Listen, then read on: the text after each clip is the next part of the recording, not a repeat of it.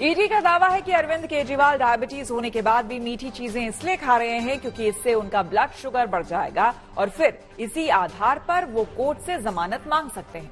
ऐसे में हमारा तीसरा सवाल इसी से जुड़ा है। हमारा सवाल है कि मेडिकल ग्राउंड पर जमानत पाने का क्या है नियम। देखिए, इसके बारे में विस्तार से बता रहे हैं सुप्रीम कोर्ट के एडवोकेट फुजैल खान।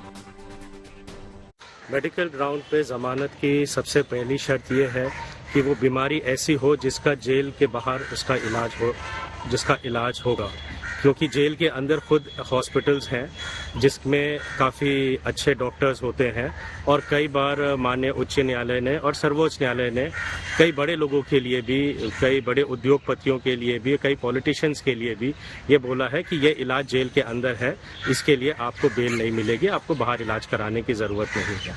लेकिन कुछ केसेस में माननीय सर्वोच्च न्यायालय ने बेल दी है जहां पे कंडीशन ऐसी होती है कि जिसपे जेल के डॉक्टर्स ये रिपोर्ट देते हैं कि इनकी कंडीशन ऐसी है कि इनको बाहर इलाज करने की अनुमति दे दी।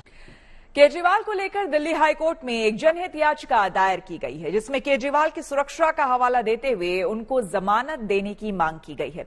हमारा चौथा सवाल इसी से जुड़ा है और हमारा सवाल है कि केजरीवाल की बेल के लिए हाईकोर्ट में दाखिल जनहित याचिका के मायने दरअसल क्या है। इसके बारे में भी विस्तार से बता रहे हैं हमारे संवाददाता संजय शर्मा। दिल्ली की विवादित आबकारी नीति और उससे जुड़े धनशोधन के घोटाले में दिल्ली के मुख्यमंत्री अरविंद केजरीवाल के न्यायिक हिरासत में रहने को एक अर्जी दाखिल की गई है दिल्ली हाईकोर्ट में, जिसमें यह कहा गया है कि केजरीवाल की जान को वहां खतरा हो सकता है, लिहाजा उन्हें अंतरिम जमानत पर रिहा किया जाए। साथ ये भी कहा कि दिल्ली का शासन चलाने के लिए जेल से दिक्कतें आ रही हैं, लिहाजा अरविंद केजरीवाल को वहां उनसे अंतरिम तौर पर राहत दी जाए और उन्हें जेल से अंतरिम जमानत पर रिहा किया जाए। याचिका दायर करने वाले वकील, उनका साफ ये कहना है कि चूंकि ऐसे भी बहुत सारे उदाहरण हैं जिसमें जेल में इतने गैंगस्टर, खतरनाक अपराधी रहते हैं, उनसे केजरीवाल की जान को खतरा हो सकता है, लिहाजा बेहतर यही होगा कि केजरीवाल को निगरानी में, यानी ऐसी निगरानी में जिसमें प्रोटेक्शन के साथ साथ उनके ऊपर निगरानी भी रखी जाए और उन्हें अंतरिम जमानत पर रिहा कर दिया। ईडी की 2 शिकायतों पर आज केजरीवाल को कोर्ट में जवाब देना था, लेकिन केजरीवाल के वकील ने कहा कि वो ऐसा करने में नाकाम है। इसको लेकर उन्होंने कोर्ट के सामने दलील भी दी। हमारा छठा सवाल इसी से जुड़ा है और हमारा सवाल है कि कोर्ट में केजरीवाल के वकीलों ने जवाब ना दाखिल करने पर क्या सफाई दी। इसके बारे में खुद बता रहे हैं अरविंद केजरीवाल के वकील रमेश गुप्ता। ईडी ने 2 कंप्लेंट्स फाइल की थी केजरीवाल जी के अगेंस्ट की 174 आईपीसी का वायलेशन किया है। उसमें अपीयरेंस और बेल के बाद हमने एक एप्लीकेशन लगाई थी कि डेफिशिएंट कॉपीज हमें सप्लाई की जाएं।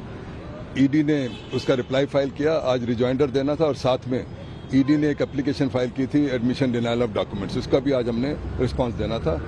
हमने कहा कि मिस्टर केजरीवाल से हम लीगल इंटरव्यू नहीं कर पाए हैं क्योंकि उनका लीगल इंटरव्यू रिस्ट्रिक्टेड है ओनली 2 डेट्स के लिए, वो भी हाफ एन आवर के लिए।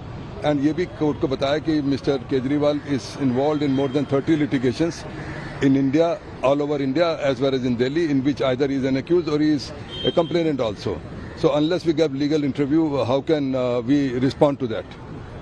So without going into that merit, the case was adjourned for 2nd of May.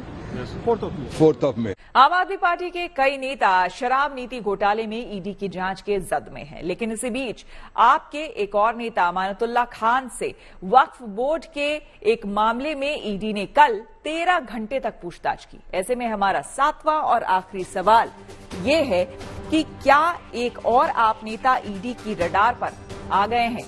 इसके बारे में विस्तार से बता रही हैं हमारे संवाददाता श्रेया चैटर्जी। एनफोर्समेंट डायरेक्टरेट ने कल अमानतुल्लाह खान से वक्फ बोर्ड स्कैम मामले में पूछताछ की। पहले ही आम आदमी पार्टी के तौर से ये बताया जा रहा था कि अमानतुल्लाह खान को गिरफ्तार कर दिया गया है, लेकिन कल 13 घंटे पूछताछ के बाद अमानतुल्लाह खान को एनफोर्समेंट डायरेक्टरेट दफ्तर से उनकी पूछताछ खत्म हुई।